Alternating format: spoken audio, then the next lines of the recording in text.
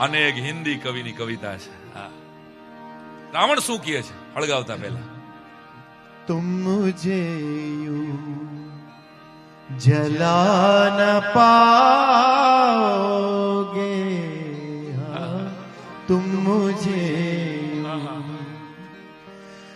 जली लंका मेरी जला मैं भी, एक दिन तुम भी जलाए जाओगे, हाँ तुम मुझे यूं जला न पाओगे. એક દિન વયું તો આપણે બધાએ જવાનું છે. રાવણ કહે છે હું તો હળગું છું, તમે એક દી હળગીને વયા જવાના છો, યાદ રાખજો. આગલી કડી બહુ સરસ. તો હિન્દી मैंने सीता हरी हरी के लिए राक्षस कुल की बेहतरी के लिए. અરે યુગો યુગો થી હાલો આવું છું હું તો રામની હામો થઈને, કારણ કે એ તો શરત હતી, કદાચ ખબર હોય આગલા યુગની. જય વિજય નામના દ્વારપાળની જો કદાચ સનાતનના પુરાણોની વાર્તાઓ વાંચી હોય તો ભગવાને કીધું તું તને વરદાન આપું, 7 જન્મમાં તારો મોક્ષ થાય મારો ભક્ત બને તો, અને 3 જન્મમાં તારો મોક્ષ થાય મારો શત્રુ બને તો. હા, એટલે રામ ના શત્રુ બનીને રાવણ આવે છે. હા, શું કહે છે? मैंने सीता हरी हरी के लिए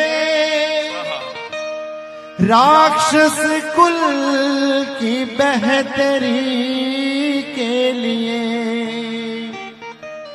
मैंने प्रभु को बुलाया वन वन में, तुम प्रभु को बुला न पाओगे, हाँ तुम मुझे. મેં તો ભગવાનને દર ભટકાવ્યા અને હું રાવણ તરીકે લંકા સુધી લઈ આવ્યો. રાવણ એટલે પીડિયાટ્રિશિયનના જેટલા ડોક્ટરો છે અત્યારે, બાળકોના ડોક્ટરો અત્યારે દુનિયાભરમાં છે, એ સૌથી પહેલા એ શાસ્ત્ર આપનાર મેં એક વડીલ પાસેથી સાંભળેલું, એ શાસ્ત્ર રાવણે આપ્યું. રાવણ ઈચ્છતો હતો કે મારી લંકામાં કોઈ બાળકનું મૃત્યુ જ ન થાય, એવો જ્ઞાની માણસ હતો. કવિ લખે છે આગળ, મને આ શબ્દો ગમે છે. आज रावण से राम डरते हैं, लखन ही सीता हरण करते हैं. પરિસ્થિતિ તો જો, आज घर घर में छुपे हैं रावण, आग किस किस को भला लगाओगे, हाँ तुम मुझे यूं जला न पाओगे, हाँ तुम मुझे यूं. રાવણને 20 આંખો હતી અને નજર એની એક જ સ્ત્રી ઉપર બગડી હતી, અને આપણે 2 આંખો છે.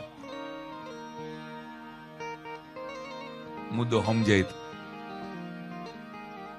મને ને તમને તો રામાયણ મને ને તમને આ શીખવાડે છે. હાસ્યની સાથે સાહિત્યની સાથે બેકાવી વાતો તમે એટલા દિલથી માણી રહ્યા છો એટલે કહેવાનું મન થાય. બાકી તો અજબ કી દુનિયા હૈ ગજબ કે ફસાને હૈ, અજબ કી દુનિયા હૈ ગજબ કે ફસાને હૈ, યહાં તીર ભી ચલાને હૈ ઓર પરિંદે ભી બચાને હૈ.